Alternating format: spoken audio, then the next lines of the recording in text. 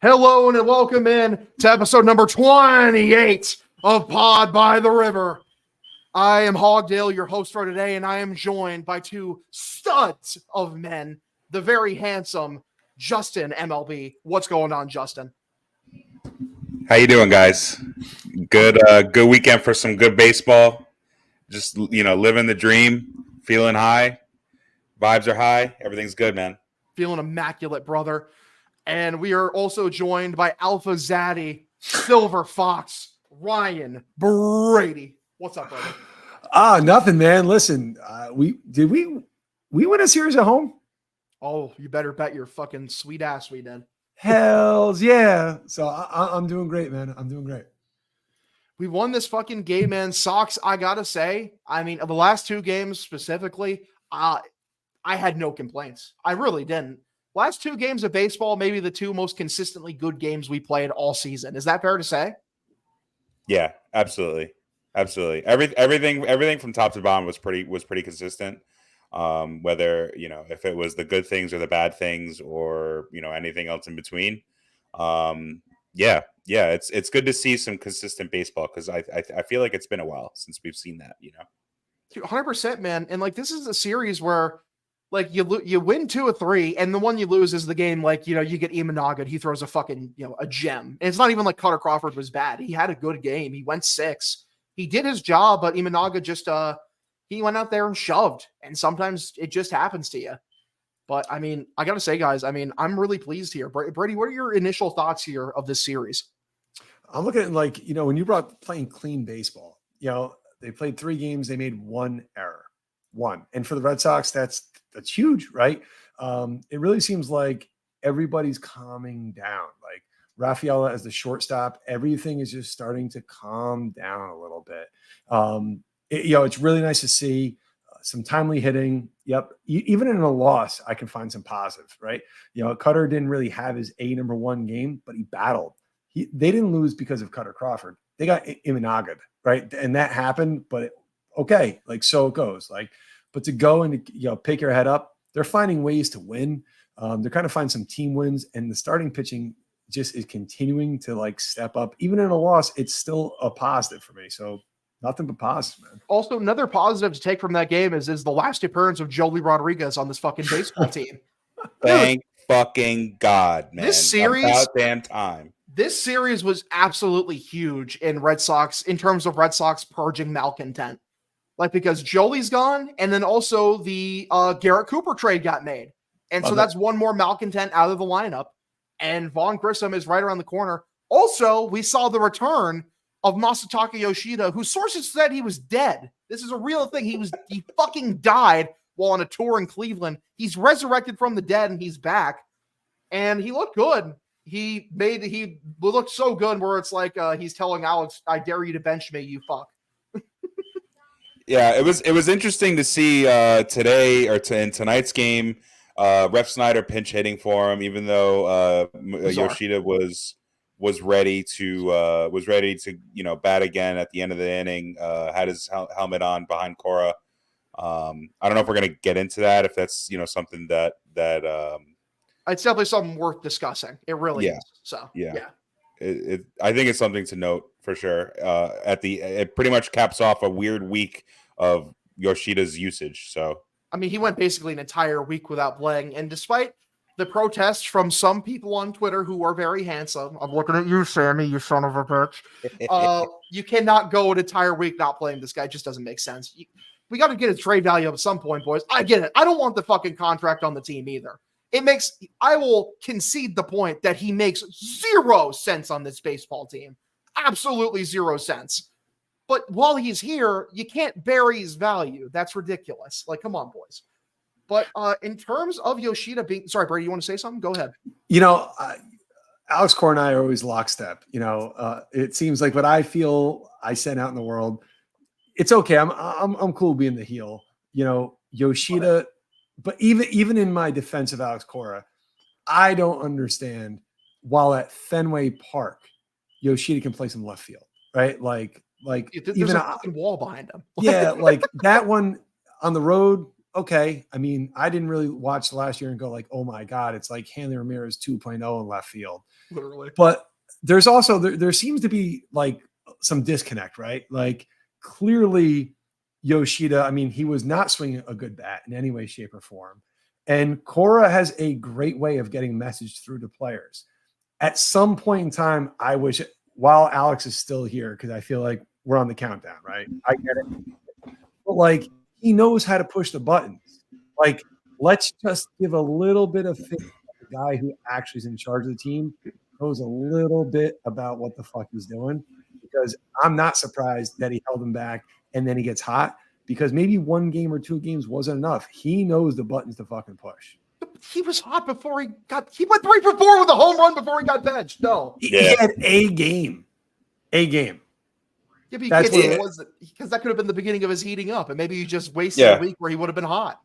You could say the same thing about last year when when he was in Milwaukee and he had he had that grand slam. I think he had 2 home runs that game. You could say the same thing. Yeah, it was only a game that he was good, but then that pretty much started off his hot streak for the next foreseeable future. Until probably pretty much the All-Star break, but. I mean, sometimes that's all it takes for Yoshida is he, needs a game where he gets going and then you ride the hot hand. You know what I mean? But good to see that he was contributing tonight too. I got to say, I think the biggest takeaway from Yoshida being back in lineup, it's something that I've been hammering away on my streams and on the show recently. It's like, listen, man, for a couple weeks there, the Red Sox were fielding lineups where, like, past the number 5 hole, it's just black hole after black hole after black hole. And just when you think it's over, it's another black hole. So, yeah, you reduce, like, the numbers going into game 2 of black holes on your lineup from 4 to 3. But luck has it, Cedar Rafaela picks it back up. Now the number of malcontents in the lineup is down to 2. So now you have 7 actual hitters in the lineup. And all of a sudden, this offense looks like it at least is, competitive. It's out there not being embarrassing, despite, the attempts of Emmanuel Valdez to make it seem so. Yeah. Yeah. Go ahead, Brady. I was just like, I mean, the Devers nagging injuries, or whatever you want to call them, right? Yeah. Obviously, the physical limitations, that's probably the best way to put it, for Devers playing defense right now, clearly impacted Yoshida over this week. I don't think it was just clear cut in saying, fuck you, right? It doesn't feel like it was that. I don't really fully understand either, because I'm like, boy, the lineup would look like it could use another major league hitter. Yeah, it really could have. But obviously, Alex is drawing a line in the fucking sand and said, like, nah, man. I feel like it's not fully Alex, man. He was willing to play him in the field last year. This might just be a Craig thing. I mean, it might be. It's one of those things where, like, listen, man, and I saw people saying, like, well, what, you're going to take Duran out? No. You don't have to take Duran out. Rob was getting looks at first base in AAA before coming back to the team. So, hey, guess what? You push Bobby out of the lineup. Fucking good. Put Robert. Actually, no, you don't even have to do that because Pablo Reyes is a third. So if you're so dead set on Bobby's defense, so you put Rob at first, slide Bob to third, and then Yoshida in the outfield. There you go. You have 6 actual hitters, and you have a major league lineup that's at least respectable. Yep. It just didn't make any sense. Like, again, it's like you said, Brady. Yoshida is not the worst defender I've ever seen. He can manage a couple of games in Fenway's left field. There's a fucking wall behind him, guys. It's big. Do you not see it? It's fine. It's big and it's green. It's big and it's green. Do you think? Do you think Duran being in center and not Rafaela has something to do with it too? And saying, Duran is not necessarily the greatest center fielder in the world. That's not even true anymore. He's been phenomenal. He's been great. I mean, he's had good reads, but he's not. His range is not. Dude, I'm telling you here, I'm gonna pull the Savant stats up. It backs up my eye test. He's looked so much more improved this year. His range, 92nd percentile. Dude. Yeah, it's insane. Yeah. He's been unreal. He's took his game to the next level. His instincts are better. Last year, it was a guy who looked like he was starting to put it together in the field. I think he was just below league average after being terrible the year before. This year, he's taken that next step. He's playing like an everyday center fielder. And like the thing is Sadon's so good defensively, eventually he'll be in center field. So then he's just basically a platinum glove left fielder. That's where you're going to get a Jaron Duran. Yeah. The outfield's in a very good spot right now, man. What do you want to say, Justin? No, I was gonna say. I mean, this has pretty much been on the scouting report for Durant since he was in the minor leagues. He doesn't take the best routes, but he makes up for that with his speed. So his range doesn't suffer from that. He is a true center fielder, and like Hogdale said, having a center fielder in left field is the way that baseball is going now. You're pretty much rostering multiple center fielders. A lot of the times, you're starting natural center fielders in the outfield at once. And that's just what the Red Sox are doing. I agree with the fact that having someone with Durant's athleticism next to Yoshida isn't necessarily a bad thing if Yoshida was in left field. By the way, guys, we have news about Masataka Yoshida, why he left the game early. It is not because Alex Cora hates his guts. He left the game early because on one of those pitches, remember, his hand got jammed in, and they are suspecting that, he may have tweaked it a bit. They don't know if he'll get an X-ray yet or not. I think they're waiting to see how he feels tomorrow. It's just never a good day, man. Honestly, never a good fucking day. It's just funny, though. They keep him out of the lineup for a week, and this is what happens. He gets hurt. There'll be another day tomorrow that can read everyone bitching about Cora not putting Yoshida in the lineup. Even if he's banged up, they'll just fucking yell about it anyway. This is interesting. And you broke that to me, and I think you broke it to Brady, too. I had no idea until you just said. It is interesting, though, because now we kind of get to see if Yoshida misses time again, this is for a feasible reason. And now you get to kind of see how flexible the roster can be if he's going to be shelved for a little bit. Because the thing is, now the extra outfielder, you could just put him at DH. Right. You're still going to have at least 6 good hitters in the lineup. Yeah. And I mean, maybe 7 coming Tuesday, Vaughn Grissom potentially right around the corner. He's looked really good. If Yoshida misses a few days, do you think they'll go use it as a chance to let Devers sit a little more? Just, you know what I mean? Just because an opportunity presents itself. Cooper's at first, maybe Bob is at third. I think there's something to that, because when Yoshida was sitting for whatever fucking reason, it doesn't matter what reason, Cora's plan was to have Devers at DH. So I think him naturally just going back to that is probably what's going to happen. Also, if you look at Devers' numbers as a DH, his offensive numbers, obviously, they do look a lot better when he's DHing as opposed to when he's in the field. So there may be something to that, but I do expect Devers to be DH again. Yeah. Listen, the long-term plan should be get Raffy to DH. Yeah. It's people have been saying, because I'm done waiting for him to suddenly turn into a good fielder. It's just not going to happen. He could be slightly below average if you have a good shortstop, like Ed says. But it's like Coley Mick has said before, not a single penny of the $330 million paid to Rafael Devers was for his defense. Not a fucking cent, not a dime. Yep. So if you want to get him at DH and get a real defensive third baseman, I am 100% down for it. I wouldn't be surprised to see him there, but I also think if they are going to keep him at third, I think he is full go. I think they wouldn't be playing him at third if they weren't comfortable with his health right now. Genuinely. That's also true. Because why the fuck? Why would you risk it in a season where the front office has fully been we do not give a fuck? So there's 2 ways that this can go then. If Devers is going to be a DH, if Yoshida misses time, obviously this is under that assumption. If Devers is going to be DH, then Bobby stays up and plays third. Yes, he does. Which sucks.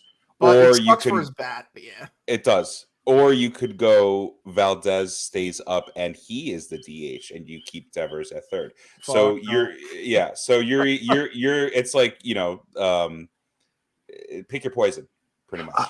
I've come it's not even full circle. I don't even know which rotation I'm on now with Bob, but I kind of want Bob sticking around. I feel like if we just keep running it for a little bit, the bat looks like it's starting a little bit. He's played well defensively. Yeah. I'm back on the Bob train. Big Bob. Yep. He had a horrendous at bat tonight. I mean, No, it was terrible. It was really bad. I know it happens, but I just, he had a 5-game hitting streak coming into tonight. Or he got a hit tonight. He extended it infield. There you go. Yeah. So I think tonight was his 5th hit, his 5th consecutive day. And I mean, his defense, honestly, for as much shit as I give Dahlbeck, obviously, his defense isn't really that bad. No, when you look at it. I'd say it's good. I'd say firmly it is good. He definitely passes the eye test, which we all know is the most reliable way of looking at a defender. Yeah. Weirdly, I like him better at third than first base. Yeah, me too. Me too. I think he's So very to mobile over there. confirm, we're all back on the Bob train, correct? I'll take him over Valdez. I'm in That's a line. yes. I'm in That's a- line. Yep. Valdez had an unreal I'm in play line. though, by the way, today. He had a great diving stop. Like that blew my mind. Valdez, yeah. He looked like Pedroia out there, man. Defensive specialist. Literally. Yeah. I gotta say, game 2, though, biggest story from game 2, bar none. Cedar Rafaela. He had himself a fucking night, dude. He did it all. He showed everything of why the Red Sox invested in him. They see the value in him. I mean, the 7 RBI day. He hit a fucking dong shot. He stole third, great base running. I mean, I couldn't tell you how impressed I was with Cedar, man. What are you guys thinking about Cedar here?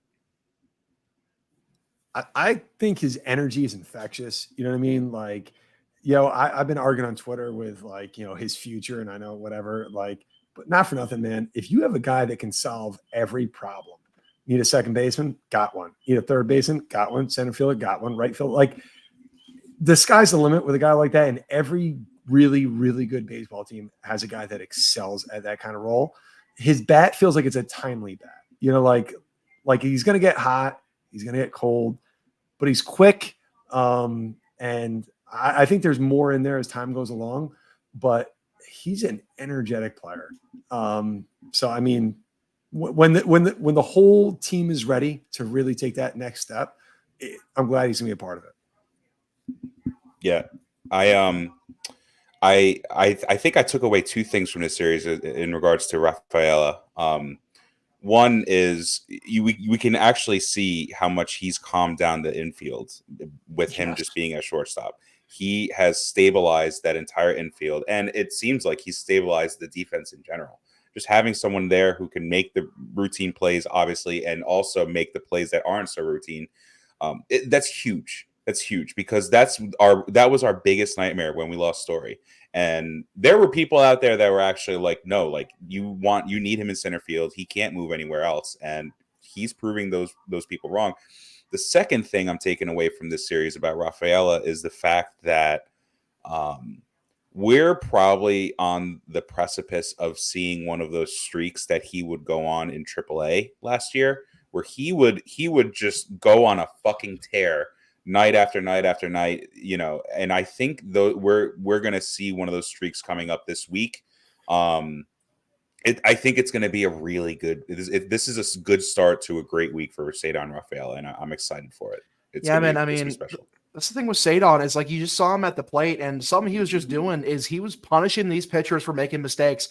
I mean, there's just multiple sliders hung across the middle of the plate, and he did not let that shit slide for even a fucking second. He jumped all over him, multiple doubles. Like I said, stole third. I mean, I was so impressed by him. Another thing from this game, Tyler O'Neill stays hot. He hits a fucking moon bomb into left field in the monster, man. O'Neill has as many home runs this season as he did all last year already. It's crazy. I mean, talk about filling a better Adam Duvall role, man. I mean, Brady, how you feeling, man? How you feeling about Tyler O'Neill and his gigantic biceps? Yeah, I mean, listen, first off, he's another Canadian hunk, so I like it, right? I'm soft on him. But maybe soft is not the right word, right? But Adam Duvall, Adam Duvall excited everyone last year the way he started. And Tyler O'Neill was like, hold my Canadian beer, right? Like he was like, it's hold my Labatt Blue, right? Hold my Labatt, yeah. Hold my Molson Canadian. Yeah, it's like Tyler O'Neill, you really look at the Tristan Cassis, gone for a while. Trevor Story, see you next year, right? And he's like, cool, man. I was kind of a throw-in fourth outfielder. That was the plan. I'm just gonna rip shit up, right? I'm just gonna do it, and it's cool. So look at what he can do. It kind of sucks to read about fans trade value that he's going to bring and this, that, and the other. No, fuck that. You know what? This team right now, they're grinding, they're working hard, they're not hanging their heads because the players are going down. It really is that next man up. And even with O'Neill himself having an injury, coming back, getting right back in the middle of the lineup, taking some pressure off. I think it's great. And you just look at it and just he looks very comfortable in Fenway Park. Like, I don't think this is Literally. just like a September. Jesus Christ. This is not just like an April thing. I really think, not that he's going to stay this hot forever, but like he's comfortable in Fenway. Absolutely, man. He looks right at home. Another thing from this game, too. I mean, the bullpen locks it down in a game. What Wink gives you, I believe Wink went 3. And then we saw Bernardino. Yeah, Bernardino went 1, Slayton 2, Boozer 2. And we saw Pablo Reyes, who's still ERA of 0. The absolute fucking king. They really locked it down, man. The Red Sox bullpen, I think, is easily comparable to last year, man. At least in my opinion. I think the bullpen is just as good. I mean, what are you guys feeling about the bullpen so far? Let's start with you, Justin. I like where the bullpen is at, and I feel like there's a lot of changes happening from last year, but it's kind of occurring naturally.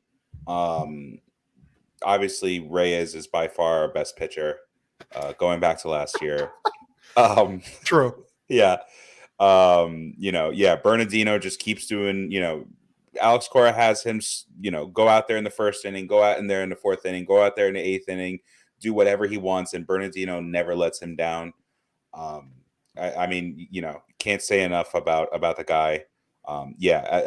As a whole, the bullpen is doing exactly what we're asking it to. And is exceeding expectations because let's be honest, going back to last year, seeing how last year was, it was hard to imagine that a bullpen would be as good or better in the following year, and it's kind of lived up to that so far. So it's encouraging to see for sure. I think some of the players have changed a little bit, like where we're at. For me to see Kenley Jansen now starting to look like Kenley Jansen, I think is huge. Yep. Chris Martin, we saw a little bit, not Chris Martin necessarily as of right now of last year. Slayton stepping in and be like, cool, I got that role. Like, don't worry about it. Yeah. Zach Kelly, like, let's go, man. Like, filthy. Let's slide in there. And we got to remember one thing too is 2/5 of the rotation is not even here. Like, I mean, Winkowski should give you length in the pen. He's not available to give that because he's spot starting for you, right? Cooper Criswell is starting for you, which is stressing the pen because even though he's doing a good job, he's not going to give you more than 5 innings.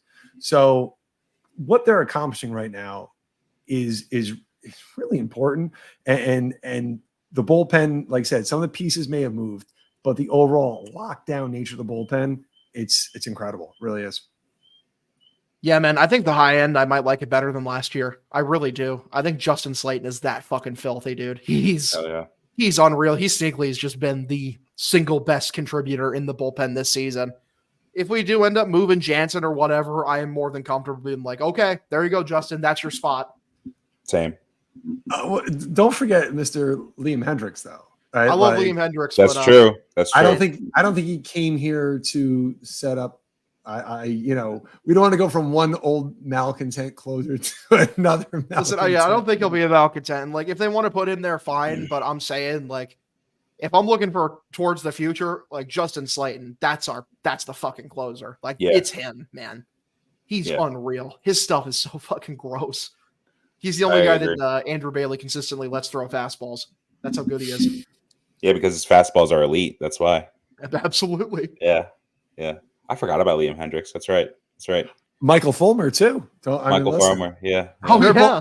They're like, don't worry about Kenley and Chris Martin. We're just going to run it next year with different versions of older relievers that are probably really fucking good. Don't worry about it. We got it. Yeah. In this game too, man, the Red Sox, they abused old friend Colton Brewer.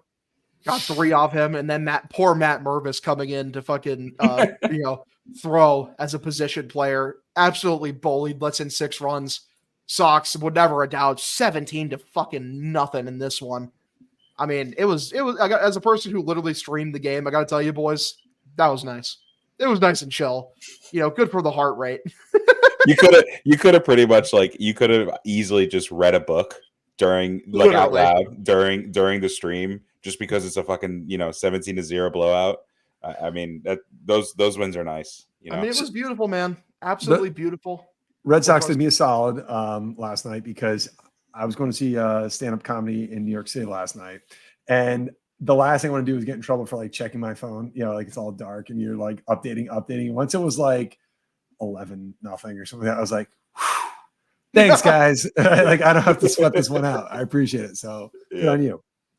Absolutely, man. I mean, shifting gears to game 3, and I can actually make this point kind of piggybacking off of game 2, is I saw a lot of people like clamoring during the Yoshida discussion to rest Jarren Duran a day. And I really got to say, I appreciate Jarren Duran thoroughly and completely saying, fuck your rest day, I'm fine. Because, man, back-to-back days, he gets RBI hits. Today he had a huge bases-clearing triple. Guys, how are we feeling about Jarren Duran, man, as we see him mature as a major league player, as an everyday guy, Justin? I am looking forward to the day that he gets extended. I know it might be pushing it just a little bit. I think, you want to see him do this. Maybe, I'd be 100% comfortable giving him any extension he wants if he sustains this for the first half of the year. No problem at all. It's been great to see. He always, is open about battling mental health and everything else. And just the fact that he now has the entire support of a city on his back, for a guy that's living up to the expectations and some in other ways surpassing those expectations. Just a tremendous player. I mean, in his full development, he can easily be a 5-tool player, which is, I mean, amazing. You can't ask for anything more than that, So big Jarren Duran guy here. Love the guy. And he's fucking rocking out for us right now. This also really reminds me of the beginning of last season when Duran, like his spot hadn't really been established yet. He started out pretty hot, but then he went on a bit of a cold streak. And I remember people at the time were saying like, hey, maybe send him down to make room for, I think it was some fucking slapdick or whatever. And I was like, you shouldn't do that. That's asinine. This is a guy, like, you let him see if he can figure it out. See if he's really a big leaguer. He did it last year and he's doing it again this year. He was fighting through it a bit. But these last couple of games, man, he makes his presence known. He's such a fantastic player, man. Brady, what do you think? This is the moment where I'll enter the heel for a second because I relish the role. Can you tell me the story again about how Dave Dombrowski left absolutely nothing when the players that we're excited about, Jarren Duran, Tanner Houck, Tristan Casas, and Ceddanne Rafael, like that's who you're telling me about. But tell me the story again, how it was just, there was nothing. He destroyed the farm system. He's a joke. He's a clown. He just decimated everything. Yet every single player that we're talking about that we're excited right now that we want to extend, or we have extended, or we hope to extend, or might be a future front of the rotation ace. Thanks, Dave. Depth what was not here, but high-end talent. Yes, Dave Dombrowski knows it. Yes, Jarren Duran is a player. He is handling the market of Boston. I'm a huge fan of the hustle. Because that doesn't get old. I'm sorry. Hustle doesn't get old. Yep. Like he gives a shit. And if you give a shit in Boston, you can go 0 for 3. It's going to be okay, right? Because he gives a shit. But I just got to plug my boy Dave just to say, like, the guys that we're excited about right now, you're welcome. There's something about Dave Dombrowski, man. He knows what prospects to ship out. He knows how to keep the guys he wants. Because, the sale trade is prime example, number one. Fucking what Moncada and Kopech do in regards to what Sale did here. Basically, fuck all. Yeah, pretty much. I will also add to that. Thank you, Chaim Bloom, for developing those said players. So, great job with development. Great job. That's right. Thank you, Chaim. That's right. Thank you, Chaim. So does Dave get credit for like Devers' development? I don't know. Like when does the cycle start? That would be fine. Think about Dave as if you kept him around, none of the guys you just mentioned would be Boston Red Sox. Yep, it's true. But hold on. It's true. Who did he trade while in Boston that you can make that statement about and go, damn, he shipped them all out? Anderson Espinoza? Yeah, legend, Anderson Espinoza. Put respect on his name. Yeah, exactly. Woo! See, like that's the thing is he didn't do it. He drafted poorly because so many of them missed, right? That I'll be the first to acknowledge that. He also got a lot right. That looks like high talent. but he didn't ship anybody out that like. You're not wrong. Right. I mean, It didn't hurt. You're right. No, my point is the cupboard was not empty in any way, shape, or form. It wasn't very deep. He's not my favorite Red Sox GM of all time or head of baseball ops. But I'm just going to say right now, when I'm hearing the names that I know that were plucked, I'm going to give him a shout because you know what? I love Dave.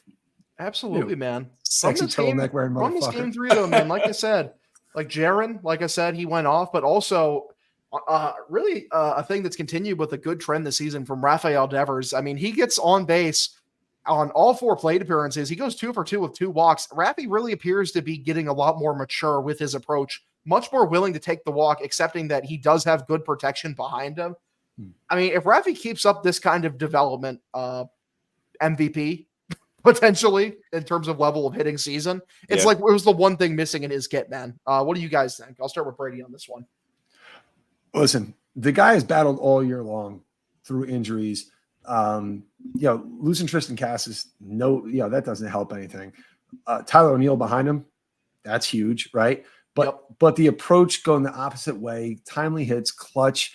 He's I'm not gonna say he's the vocal leader of the team, but he's a calming presence, right? Having his bat in the middle of that lineup makes everybody better. He does. He looks like a little poppy out there. Like he's got a ferocious swing, and it's cool as fuck to see it. And it looks like his health is moving in the right direction. Gotta hope so. And when the weather heats up, oof, it's gonna be fun. You got to keep him healthy too. That shoulder, that knee.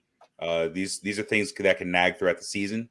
If you keep him healthy, training staff, hopefully can kind of figure out this epidemic of injuries for the franchise. Keep him healthy, get that swing back, and keep him hot, get him off his feet. DH him. We'll see how this Yoshida thing plays out, but I mean, I know this is something that's right up Brady's alley. Talk about an impact player. All right, that's your guy right there. He's an X factor. He's a leader. And he's what all 30 teams, in baseball aspire to have in a guy like Rafael Devers. Hell yeah. Absolutely, man. I'd be doing this game a massive disservice if I didn't now mention Tanner Houck, who, again, man, through 6, I mean, was basically unhittable. Some of the sliders he was throwing today were just next level fucking gross. There was one he got a strikeout today where it just genuinely started in the right-handed hitter's batter's box and then, easily cleared the zone, was almost middle, and got the dude looking like a fucking idiot.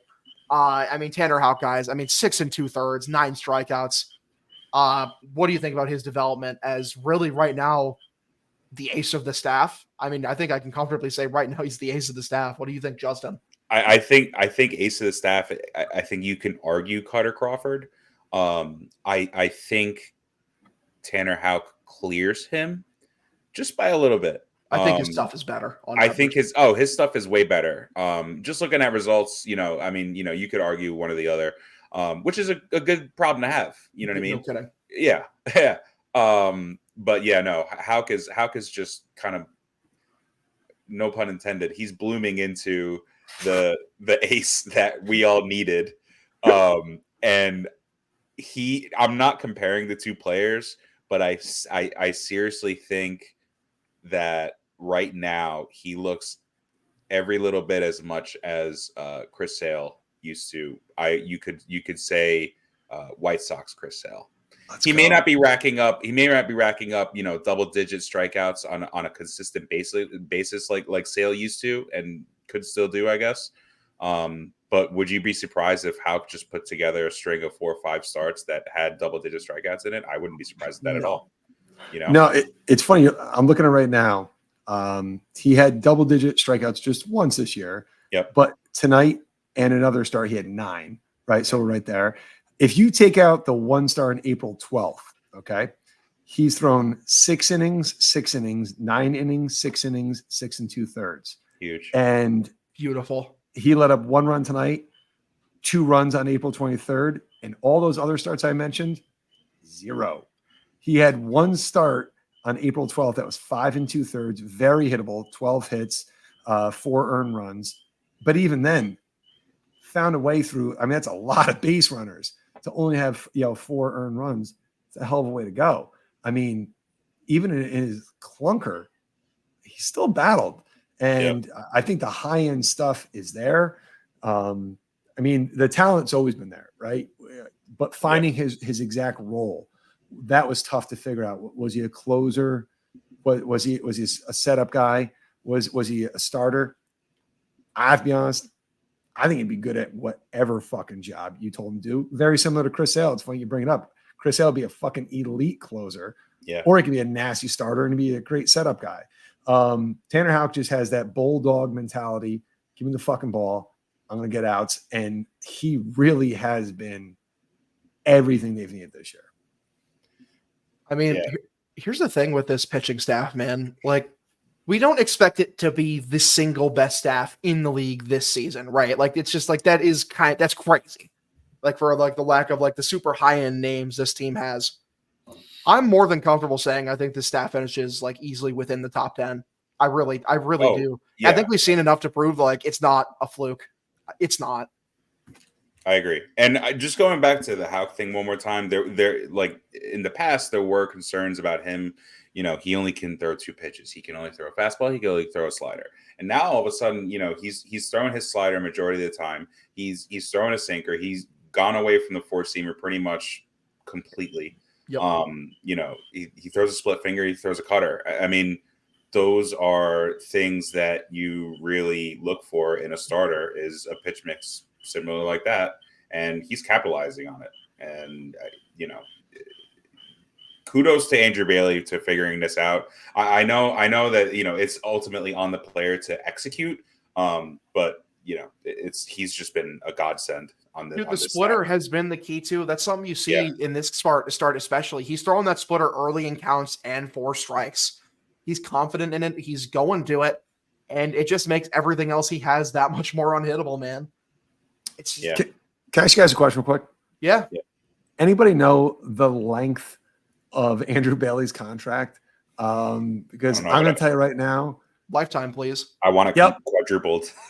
I mean, like, I'd love to see like a legit, like big poll right out there. And like, there has to be 1 or 2 miserable Red Sox fans like, he sucks. Like this guy's like, whatever, because capitalizing and unlocking the potential, like Nick Pivetta was already kind of coming there. Like, I think we saw it, but what he's doing specifically with Cutter Crawford, with Tanner Houck, right? With those 2 guys, coming in here and really tapping into their potential.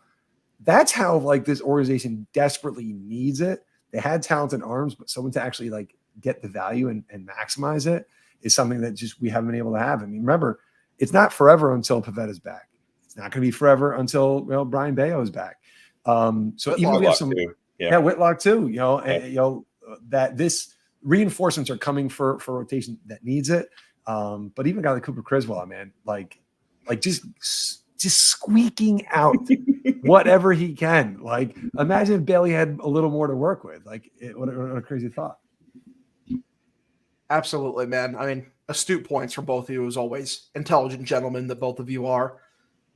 This game, man, I mean, it became a brand new game in the 8th. I mean, how he did his damn thing. And I think is what's upsetting about Martin after he came in is he got them out of a 1st and 3rd jam in the 6th, but then he comes out in the 7th, gives up a 3-run bomb. Game's tied up at 4, and you're like, oh, come on. This game has had so much positive. Surely they aren't going to lose this one. But it was 0 outs. Martin cleans it up, gets through the rest of the inning. And then, like, next inning, you go to Jansen in the top of the 9th.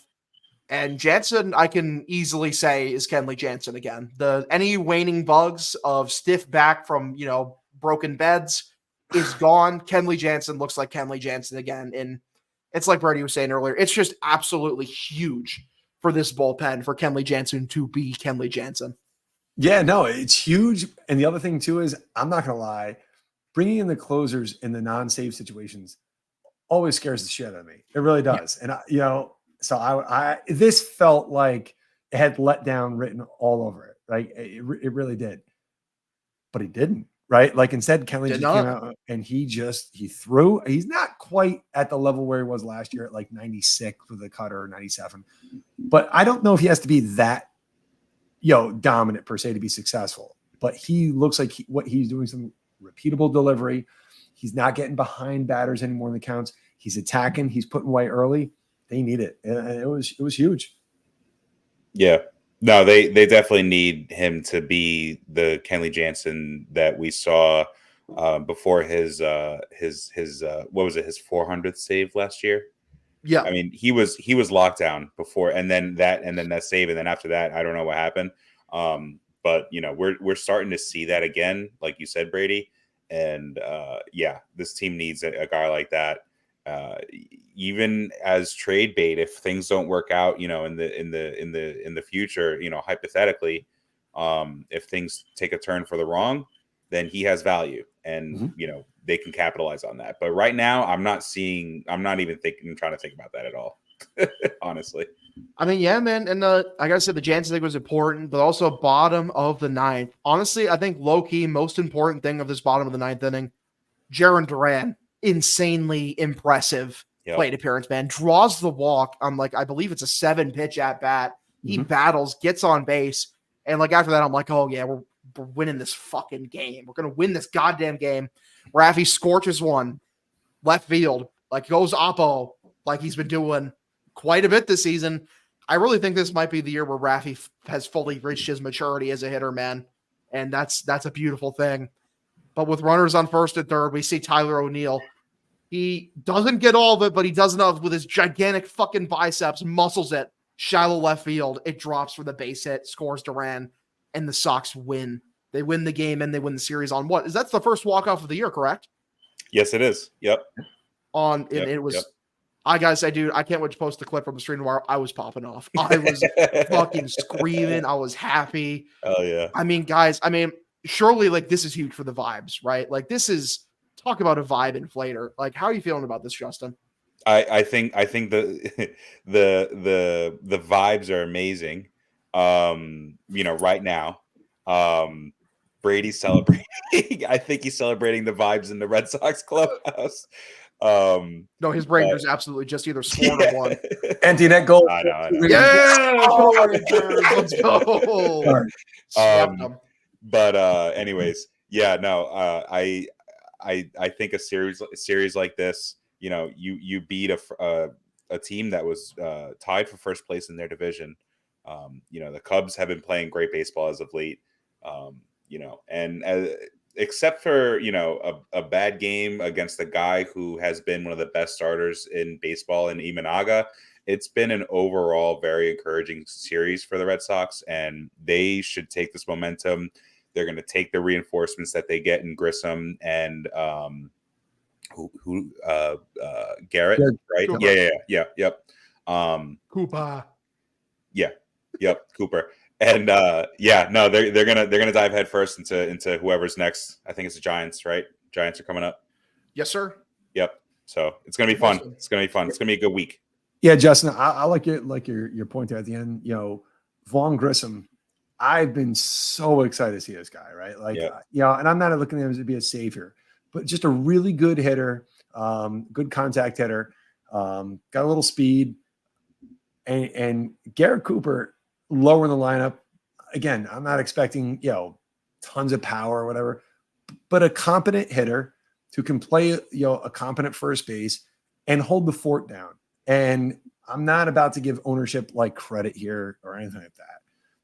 But they did go out and get someone. They did not actually just sit and go like this, well, Bob can hit, or we'll just try, Nope, they actually got a major league first baseman, a competent major league first baseman who, he was an all-star last year, granted, somebody had to make it from the Marlins, but he was a player, he's a guy. Yeah, he's a guy, and he's not going to hurt the Red Sox. No. And, with Vaughn Grissom coming back, their infield already sounds so much better than it did a week ago. Or even, my God, 10 days ago, look at what their infield was. And look what it is going to be by midweek next week. It's not a bad infield. Not a bad infield. And I will say the bar for Cooper is, can he have an OPS better than 361? Yeah. Yes, I think he can. Can Vaughn Grissom put up an OPS higher than 436? Yes, I think he can. Yeah. I mean, the bar, you're getting rid of your two anchors on this team right now. Say what you want about them as as people, but as players, they're not doing great. And you just get two instant upgrades in Vaughn Grissom and Cooper. So looking forward to it for sure. Absolutely, man. Like I said, I mean, just a very encouraging series for the Sox. And after that little recap, we go into our superlatives. Boys, who are we feeling for hitter of the series? I'm starting with Justin Wuston, the smart man, the handsome man. I am gonna go Cedar Rafaela. I think. I love it. Yeah, I think he had a great series. He just exploded last night, Saturday night. Just everything he did this series was phenomenal. Brady. We spent too much time talking about one player to make me not actually to Jarren Duran. Yep. And what he did tonight, his base running, his at bat there. I mean, he went first to third, didn't even think at all. Speed kills, his bat plays. I love the hustle. I'm giving Jarren Duran. This is tough. This is a tough tiebreaker because I think both of them deserve it. I really do. I think Duran really gutted his way through his slump. I think he really bounced back. He had a stand-up triple, which how many guys in the league are hitting stand-up triples easily? I have to go with Cedar, though. Dude, that single game offensive outburst, 7 RBIs. Are you fucking kidding me? Plus, he had a great double today where he went oppo, and it was a great piece of base running too. Took second. It was a very clutch situation. Runners on second and third. I mean, I'm very proud of Cedar Rafael after that series, man. So, hitter of the series goes to him. Fantastic, boys. RBI leader too on the Red Sox, correct? Yes, sir. Yeah, he sure is. Yeah, there you go. Noted clutch hitter. Yeah. All right, our second superlative, pitcher of the series. I feel like this is pretty easy, but we'll go with Brady first. Mr. Tanner Houck. No question. He just deals. Yep. He just deals. There was a lot of good performances, but it's Mr. Houck. Wuston? I am also going to go Houck here. You could possibly give it to Cutter. He didn't do as well as Houck did. He was just stellar again tonight, and just he is the ace of this rotation for sure.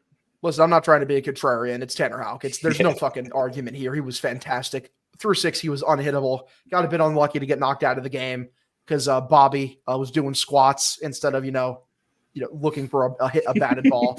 But it's fine. It's fine. We won the game, so no harm, no foul. So we give that to fucking Tanner Houck, basically the ace of this rotation, man, and I love that for him. Move on to the poop sock. Poop sock, kind of a tough poop sock for me to give this week, boys. The war criminal of the week. I mean, I was pretty pleased. I'm not going to lie. Like I said, the second, third game, that's about as content I have been the entire year with the Boston Red Sox. I was happy. I was fucking just stoked overall.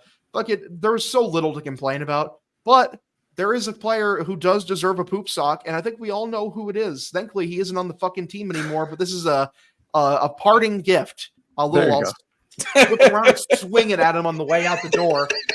Joely Rodriguez, you fucking bum. You should have never been on this team over Brennan Bernardino to begin with.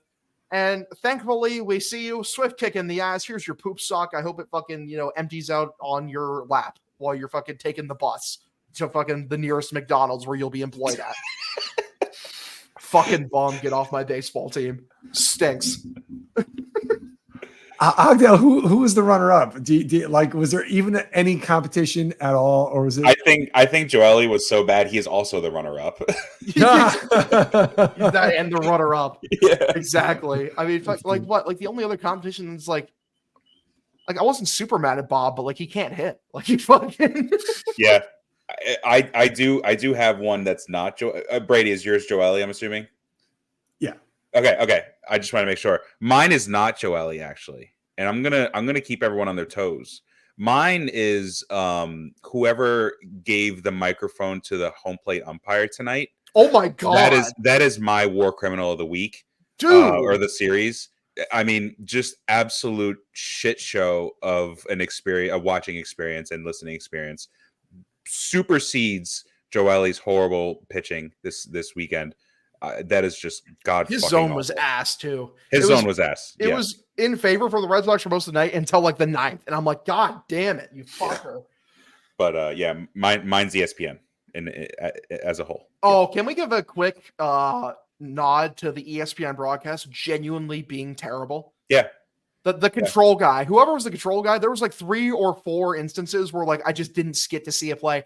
And I'm streaming this, guys. I'm trying to call the fucking game. And I can't do my goddamn job because these troglodytes behind the fucking desk won't switch to the cameras properly. Fuck me, man. I can't stand these motherfuckers. Yeah, it's been awful. And they're interviewing fucking, vendors during the game. And just this and that. It's been horrible. It's been absolutely fucking horrible. And during the 9th, they showed like a clip of some of like an old interview, and I'm like, I could kill you with my bare hands. Yeah, you're right. So let us watch the goddamn games, man. It's not hard. We're baseball fans. We're here to watch the goddamn baseball. Yeah. I want to say it was last year or 2 years ago. There was a broadcast. It was like Tigers and Royals. And they had no announcer. They just it was like the game playing. And I'd rather that than fucking ESPN. I 100% agree. I agree so much. Oh my God. Here we go. We got through our superlatives. It's been a pretty epic show so far, gentlemen. But now we move on to Ed Hand's Trust-O-Meter. Sadly, this is one from 2 days ago, April 26th, because Ed, lazy bastard that he is, didn't update the Trust-O-Meter. God damn it. How fucking dare he? Although, gotta say, when I'm looking at it, it's pretty much applicable today. I think maybe Martin would have fallen a few spots, but we're going to stick with it. We're going to go with the Trust-O-Meter. This is from April 26th. Number 9. And soon to be off. He's not going to be on the next Trust-O-Meter because he's not on the fucking team. Joely Rodriguez. Yeah, he's bad. It's funny. There's so many fancy ways that you could say that a player is a fucking blight to the team that he plays on. But, I've kind of exhausted all of them for Joely. He's very bad. He crawled his way out of the Shadow Realm, only to show that it was completely unearned. But sadly, the portal was closed and we couldn't put him back there. But he's bad, and now he's off the team. Thank God. Number 8, the Human Victory Cigar / White Flag, Chase Anderson. Didn't look amazing last time I saw him out, but I mean, if this is the worst guy in your bullpen right now, I think you're feeling pretty good about where your bullpen's out because he's a very good mop-up guy, very serviceable mop-up guy. Mm-hmm. Not the best opener I've ever seen, though, if I'm being completely honest, if I'm keeping it a stack with you, gentlemen. Number 7, Big Booze, the Booze Cruise, Cam Boozer. I was pleased with his last appearance. I think he looked a lot better, gave up a lot less hard contact. Really heavy on the sweeper, but still sprinkling in some four-seamer usage. I thought he was much improved than from his last outing. I was a big fan of Big Booze. So shout out to the Booze Cruise. Love that guy. The Booze is loose. The Booze is loose. Exactly, brother. Exactly. Booze. I fucking lost the Trust-O-Meter. I'm pulling it back up. Luckily, can we think of more nicknames? Luckily, Ed has it pinned. Number 6. Fucking the grumpy old man. This is going to be different. This is going to be so different. This is outdated. Kenley Jansen, number 6, is invalid, but it's okay. Like I said, this is an outdated Trust-O-Meter. It's invalid. At Ed Hand 89 to tell him to fucking get off his goddamn ass and put up a Trust-O-Meter. We don't care that you were at the game, motherfucker. This is your job. Put the fucking Trust-O-Meter up, you son of a bitch. You handsome son of a bitch. So yeah, Kenley's very good. He's back to his normal self. To me, he should be like at least 4th by the time the next Trust-O-Meter comes out. Otherwise, I have heavy questions about the integrity of the system. Number 5, Greg Weissert. I think he's been very good recently. I've been of the opinion that he kind of got really unlucky those couple games where he got unlucky, pesky pole home run, fucking, fucked up, called strike 3 and then another home run. He's been good since then. I think he deserves a high placement on this list. I think he's done a fantastic job. Number 4, a guy who has really like shown like a star in terms of his talents on this team in the short stint that we've seen him in. Zach Kelly, man, this guy is fucking filthy. His changeup has like the movement of like a really good sinker, but it's the speed of a changeup. It's great. I don't know how the fuck he does it. It's beautiful. Beautiful changeup. The sweeper's very good cutter, and he's pumping like 98 in the zone with his fastball, man. He's been unreal. Yeah. Agreed. Absolutely. Like, yeah, man. And he's like a depth guy in the pen they called up. Like, that's crazy. And he should be here forever. Like, he's been so fucking good. Love it. I can't wait to see him get an expanded role. Big fan. Big fan. Number 3, Baboo Badoo, Badoo Badoo Badoo. Bernardino. Brennan Bernardino. He's really fucking good, man. He's been good all season. He deserves to be here. He's going to be here a while. He slayed the monster known as Joey Rodriguez to be the number 1 lefty in this bullpen. And kudos to him for doing it. I can't even believe he had to put up with that bullshit of being down in AAA. But he's here. He's here now, and that's what matters. Number 2, this is not going to last, is Chris Martin. Jansen might just take his spot. Martin, I mean, man, dude, that was a brutal home run you gave up today. I'm happy they walked it off. It was good for the vibes, but that was a brutal 3-run dinger. Completely changed the face of the game. It really does sadden me that we mourn the loss of last year's Chris Martin, who was the greatest reliever on planet Earth. Yep. Oh, sad. Number 1, completely deserved. Justin Slayton is fucking dirty. He's so good. He's the best reliever in this bullpen. Every single time you see him, it's consistent excellence. Some say that when he pisses excellence. So, he's consistent, man. He bashed of consistency. Justin Slayton, number 1, and that'll do it for the trust-o-meter. The outdated trust-o-meter, Ed, you fucking piece of shit. I'm kidding, I love you, but, Tough crowd. Tough fucking crowd, huh? Tough crowd. So yeah, man. Anything else we want to talk about before we go to the look ahead? No, I think we hit everything pretty much. So I want to say, old friend, piece of shit, Matt Barnes let up 4 earned runs 2 of his last 3 outings. So I keep an eye on you, motherfucker. Don't think I don't look. I forgot he was still pitching. Honestly, I did. Oh, I don't. He never would. Never would. No. Glad. Well, thanks for keeping track of our old friends, Brady, or Yep. old enemies. You got it. No problem. I just want to just slide in. Thank you. Thanks. Thank you. Okay. So we go to the look ahead. We go game 1, and we host the Giants. This would be a barn burner, man. Game 1, it's Logan Webb on the mound. He's been phenomenal this season, 2.33 ERA. Going against Cooper Criswell, who also surprisingly has been very, very solid for the Red Sox with a 2.38. Game 2, it's TBD, the absolute Red Sox legend, but except he's pitching for the Giants this time. Oh, wow. Oh, hey. Damn. Going against Cutta, 1-1 with a 1.35 ERA. Game 3, it's going to be a bullpen game because it's Harrison and Wink. Yep. So how are we feeling about game 1, though? Webb Criswell.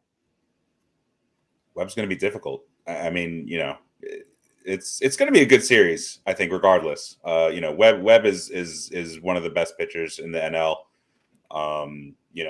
Their offense can be sneaky good at times. Solaire's starting to heat up. The offense is definitely going to have to show out in the first day of the series and set the tone. 100%. Giants are 5-8 on the road this year. It's early, but I don't know. I kind of feel like the Red Sox have had really good at bats, kind of wearing down. And I think when you see reinforcements like Garrett Cooper and Vaughn Grissom walking in, they haven't got that, right? It's everyone else who's getting shipped out. All of a sudden, it's like, no, we do have a nice little shiny package here coming for you, right? So I think that's a shot in the arm. So I like the Sox. I like the Sox here. I also like the Sox in this game. Underrated storyline is that every single person on this Giant staff who's worth a shit has Andrew Bailey to thank for him. He knows their weaknesses. He knows their undoing. Tactical advantage. I like the Red Sox in this game. How about game 2, TBD against Cutta? I'm gonna go Sox. I think Cutter has a good bounce back game after his last game against the Cubs. I mean, TBD, I wouldn't even know who that would be over there, honestly. I'm assuming it's some sort of opener. No idea who. But yeah, Red Sox, if they can jump out in front in game 1 and get into the bullpen early in game 1, that's really going to hurt them game 2 and possibly game 3. So looking forward to that. Sox know exactly what the Giants have in TBD. We know it. Know the scouting report. They made the fucking scouting report. So I love the Sox here. Cutta's going to cut them up. Gutta going to get us through it. I like the Sox. I do. How nice is it, by the way, like a game where Cutter went 6 and allowed 3 is like, we'll see him bounce back. Let's see if he can bounce back from this rough by his standards. Like, yeah, I mean, I love the state of the Red Sox pitching staff, man. I also like the Red Sox in this game. Shout out to Cutter. Fuck TBD. Piece of shit guy, honestly. Yeah. He stopped by my house the other day and he took a dump on my lawn. And I don't know why he did that. It was fucking rude. It was uncalled for. Yeah. Known asshole TBD. Yeah. Known asshole TBD. Yeah. Never liked the guy when he was on our team. And then we go to game 3. Kyle Harrison lefty on the mound. 2-1 with a 4.09 ERA against Wink. Like it's a bullpen game basically. Yeah. So how are we feeling? How are we faring in that one, boys? I think I think Red Sox take this. I think they battle it out. They have the pitching advantage, and the way things line up this series. So for them to go TBD and then another bullpen game, the Giants are already at a disadvantage. And I feel like, Red Sox have no reason not to win this series. So I do think they take 2 out of 3. I think they take the 2 back end games. Sox take 2 or 3, but this is not they're right on the precipice of sweeping in, but no, we can't have that much of a nice thing. So this will be the one that just doesn't go our way. Well, shun the non-believers. They're fucking sweeping it. They're taking 3 in a row here. There we go. Get a nice kickstart, a nice 5-game win streak. Just in time for us to be a couple days away from Pivetta getting back. So we love to see it here. The Red Sox having 8 of 9 or 9 of 9 guys in a lineup who all can hit is going to do wonders for this team. We saw what it did for 6. God forbid the entire lineup can hit. But yeah, man. I mean, anything else we want to hit on before we leave? For this series, I just want to say keep Camilo Doval in the bullpen the entire series. I do not want to see him. No shit, man. Fucking nasty. He's pretty much like Mason Miller on the Giants. I mean, that's who he pretty much is. So don't want to see him. Keep him in there. If you keep him in the bullpen, he doesn't come out, everything will be fine. Can't wait to see the Vaughn Grissom debut. Oh, yeah. Garrett Cooper. Can't wait to see it. Just excited. Like, it's cool. Vibes are good. Players are coming back, and let's just keep the fucking thing going, man. Let's go. Absolutely. And that's just going to do it for us today, boys. It was an epic episode. And you know what? If you want to follow us on Twitter at PodByTheRiver. For our host, you can find me at Hogdale _. You can find Brady at RyeBlades89. Is it 27? RyeBlades27. And you can find Justin at JustinMLB. And if you want to harass Ed at not getting a trust meter out, at EdHand89. Thank you all so much. Like and share the podcast. It helps us out a ton. Thank you for listening. Have yourselves a fantastic night. You're all beautiful. I love all of you. Bye.